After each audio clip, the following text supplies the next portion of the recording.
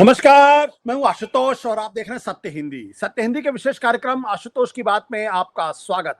तो दरअसल आज शनिवार का दिन है और हम शनिवार के दिन न्यू इंडियन एक्सप्रेस के एडिटोरियल डायरेक्टर प्रभु चावला जी से बातचीत करते हैं। आज हम सीधे लाइव उनसे बातचीत करेंगे कि इट्स अ हिस्टोरिक डे। नहीं, I can't call it historic day. भाई इस तरह की चीजें बहुत आती है, पर दो चीजें जो मैं आपके करेक्ट परसेप्शन में डाल दूं पूरी की पूरे, ये बहुत बड़ी डिफीट जिसको कह रहे हैं वो नहीं है। सबसे पहली डिफीट हुई थी उनकी जब वो 283 सीटें जीत करके 2014 में आए थे। तो पहली पॉलिटिकल हार उनकी दिल्ली में हुई थी जब अरविंद केजरीवाल ने हरा दिया था उनको।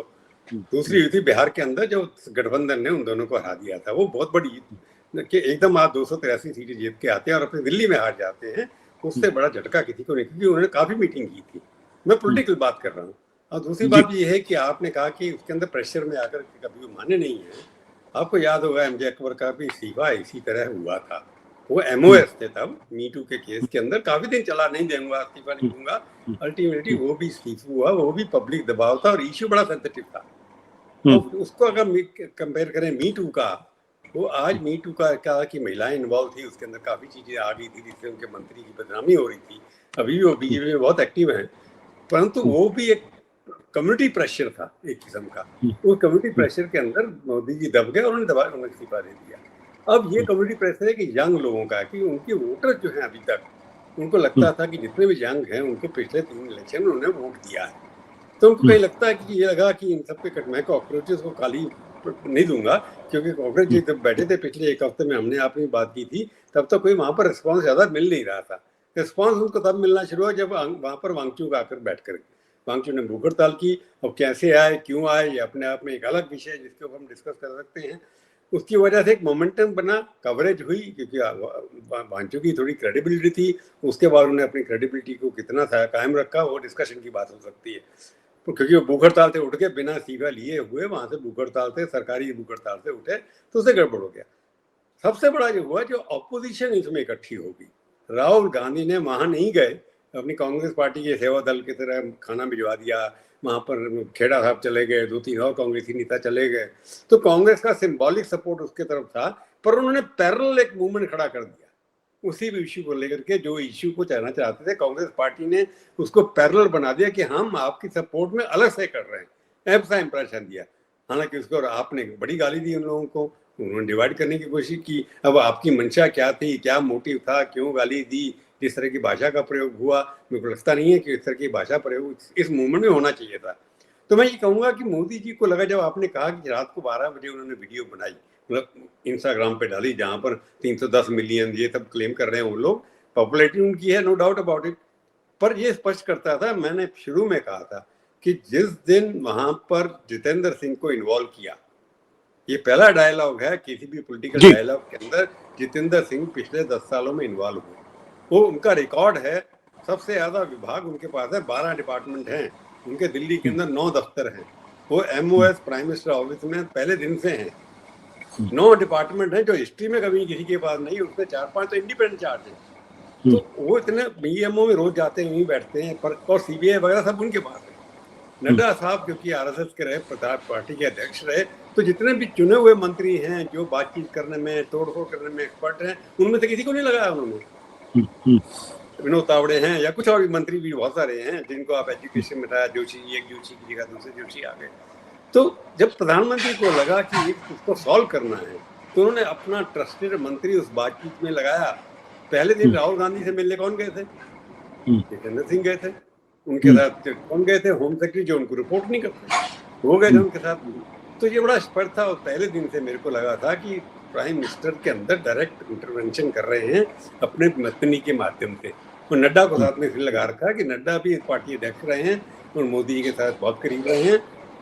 तो इसलिए मोदी जी को जब आपने कहा कि उन्होंने वीडियो किया, उनको समझ में आ गया जो इनपुट उनको मिल रहा था पहले कि टूट जाएगा, खराब हो जाएगा, ये हो जाएगा। आप अगर देखेंगे इसके अंदर काफी सीनियर मंत्रियों ने कोई स्टेटमेंट नहीं दिया। ये सारे राजनाथ सिंह जी ने दिया, नितिन गडकरी ने नहीं दिया, और अपने बाकी नए जो मंत्री हैं जिनका ब्यूरोक्रेसी है या उन दोनों को छोड़ करके पॉलिटिकल मंत्री ने कोई भी स्टेटमेंट छात्रों के खिलाफ नहीं दिया। पार्टी के लोग लेते रहे, कुछ छोटे लेवल के लोग लेते रहे। तो मेरे को लगता था शुरू से भी इनको, कई लोगों का चाहिए था कि आप जो बैठे हैं लोग, ये बीजेपी ने बिठाया। एक चार्ज ये भी लगा था कि दीपके जो है बीजेपी का स्पॉन्सर्ड है, किसी ने कहा आपका स्पॉन्सर्ड है। परंतु बात जो मैं आपकी तरफ आना चाहता हूँ, ये जरूर है डिस्कशन जाएगा, परसेप्शन होता है पॉलिटिक्स के अंदर कि इतना बड़ा इस्तीफा हो गया। ये इनविंसिबिलिटी जो प्राइम मिनिस्टर की है, प्राइम मिनिस्टर के राज में किसी मंत्री का इस्तीफा पब्लिक बगाव में नहीं हुआ, ये बात आपकी ठीक है, हिस्ट्री बनी है। पर 25 साल से वो मुख्यमंत्री और प्रधानमंत्री हैं, तो 2 मंत्रियों के इस्तीफे। गुजरात में तो किसी का इस्तीफा नहीं हुआ, वहाँ पर कैबिनेट रख देते पूरी, वो अपनी मर्जी से करते थे, किसी की प्रेशर नहीं होता था। तो ये बात जो ठीक है कि पहली बार इस्तीफा हुआ है, ऑप्टिक्स में लग सकता है कि डिमोरलाइजेशन होता है, परंतु मोदी जी 2 चीजों से थोड़ा लगता है वो सेंसिटिव है। एक तो है पब्लिक प्रेशर, जनता का, जहाँ उनको लगता है वोट बैंक खत्म हो रहा है, जैसे बच्चों का लगा उनको सारे देश के अंदर, जैसे आपने कहा कि सारे देश के अंदर प्रदर्शन हुए, इवन मिजोरम में प्रदर्शन हो गए। उससे लगा कि एक बढ़ता चला जा रहा है, नॉन पॉलिटिकल इशू है। और बड़ी इंपॉर्टेंट बात ये है कि 23 लाख बच्चे जो हैं सारे प्रदेशों से प्रभावित थे। नीट का एग्जाम दिल्ली के 30 जो हमारे प्रदेश हैं, सेंट्रल यूनियन है, उनकी मिडिल क्लास फैमिली जिन्होंने 8-9 लाख रुपए ट्यूशन फीस में दी थी, उनकी बेचारों की बर्बादी होगी। और निर्मला सीतारमण कहते हैं कि जी वो तो अच्छी बात हुई कि उनको टाइम और मिल गया एग्जाम देने का, उनका स्टेटमेंट कल आ गया, इतना इनिशिएटिव स्टेटमेंट आ गया। तो उनको लगा कि ऑल इंडिया ये बन गया, उसके अंदर मिडिल क्लास लोग हैं, जैसे आपने कहा पेरेंट्स लेकर के आए थे बच्चों को वहाँ पर, 9 साल से लेकर के 20, 25, 30 साल तक के लोग वहाँ बैठे हुए थे। उनकी समझ में आ गया ये बढ़ जाएगा, जो आते आप कह रहे थे। तो एक तो मिडिल क्लास जिसमें बीजेपी के समर्थक भी शामिल थे, उनके बच्चे भी शामिल थे, उनको भी असर पड़ा है। वहां तक उनको इनपुट मिल रहा होगा कि पार्टी के अंदर लोग ऐसे हैं ना, जो सुनना चाहता है वो सुनाते हैं। बट सर एक बात ये मुझे बताइए कि भारतीय जनता पार्टी का संघ परिवार का इतना जबरदस्त संगठन है, बहुत सारे संगठन है, क्या वो इस बात को गेज नहीं कर पाए कि लोगों के अंदर इतना गुस्सा था, इतनी नाराजगी थी? क्योंकि देखिए मैंने ये बात इसलिए बहुत सोच समझ के कही कि ये अपने आप में बहुत बड़ी चीज है, क्योंकि जिस तरीके से लोग वहां इकट्ठा हो रहे थे, कोई लीडरशिप तो वहां थी नहीं। सोनम वांगचुक भी अंत में मैदानता में चले गए थे, दीपके भी एक यंगस्टर है, जो अन्ना के आंदोलन में जो ऑर्गेनाइजेशन था, जो अरविंद केजरीवाल थे, अन्ना हजारे थे, जस्टिस हेगड़े थे, किरण बेदी, सब तमाम लोग थे, तो एक ऑर्गेनाइजेशन मजबूत था। यहाँ पे स्वतः स्फूर्त लोग, बच्चे खुद आ रहे थे, फैमिली दारी सब कुछ। इतना ज्यादा गुस्सा क्यों दिखाई पड़ रहा था लोगों का? क्योंकि अगर इतने गुस्से का अगर एहसास नहीं होता तो जाहिर सी बात है प्रधानमंत्री जी इस्तीफा नहीं लेते। उनको अंदाजा, इतना गुस्सा क्यों? क्या ये सरकार के प्रति गुस्सा था, क्या सिर्फ पेपर लीक को लेकर गुस्सा था, या क्या था? नहीं, ये पेपर, ये जो कनेक्शन है ये पेपर के प्रति था सर, क्योंकि एक इशू बना रखा था, उसमें कब इशू बाद में जुड़े कि लाठीचार्ज हुआ वो बाद में जुड़ा, क्योंकि लाठीचार्ज हुआ उसके माफी मांगो। अब राहुल गांधी कहते हैं होम मिनिस्टर माफी मांगे, प्रधानमंत्री से मांगेंगे, बात करेंगे। राहुल गांधी तो पॉलिटिकल बना रहे हैं। ये जो आपने बात ठीक कही है कि मैंने पहले कहा कि बीजेपी के बच्चे जो हैं वो भी वहाँ इन्वॉल्व थे, कई लोग, उनको लगता था कि नॉन पॉलिटिकल है, इसलिए गए थे वहां पर कि सरकार के ऊपर नहीं है। धर्मेंद्र प्रधान ठीक है इस्तीफा देगा, बीजेपी का है, परंतु ये बीजेपी के खिलाफ वो नारे, किसी तरह के मोदी के खिलाफ नारे नहीं लगा रहे थे, बीजेपी के खिलाफ नारे वहां नहीं लग रहे थे। धर्मेंद्र प्रधान इस्तीफा दो, धर्मेंद्र प्रधान इस्तीफा दो, इसी बात पे बात हो रही थी बार बार। तो इसलिए वहां पर लोग जुड़ते चले गए, हर जगह लोगों को लगा कि नॉन पॉलिटिकल है।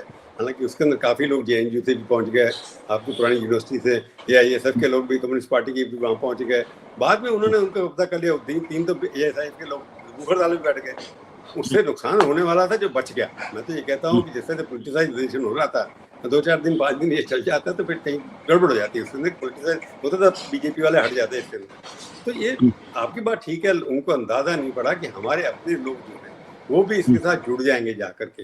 तो इस तरह से लोग आए, हर देश से आए, प्रदेशों से आए, बम्बई में इतना बड़ा वहाँ हुआ। अब जितने फिल्म स्टार जो हैं उनको कहा गया होगा स्टेटमेंट दिया जाए, पर किसी ने प्रो स्टेटमेंट स्टूडेंट दी, ये नहीं कहा कि गलत करे। सिवाय तो सलमान खान ने, उसने पता नहीं क्यों दे दी उस तरह की एंटी स्टूडेंट उन्होंने दे दी।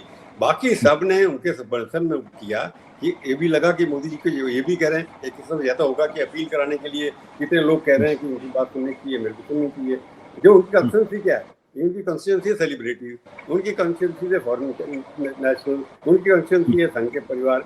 2 चीज है, एक तो सेलिब्रिटीज भी थोड़े परेशान थे, दूसरा फॉरेन अखबारों के अंदर काफी छपा दबा करते, हमारे मीडिया ने उसको दबाने की कोशिश की काफी, वो नहीं दब पाया। वहां पर अनफॉर्चुनेटली लोगों के ऊपर अटैक हुआ जो नहीं होना चाहिए था, परंतु उसके लिए हम खुद जिम्मेवार है, कोई और जिम्मेवार तो हो नहीं सकता।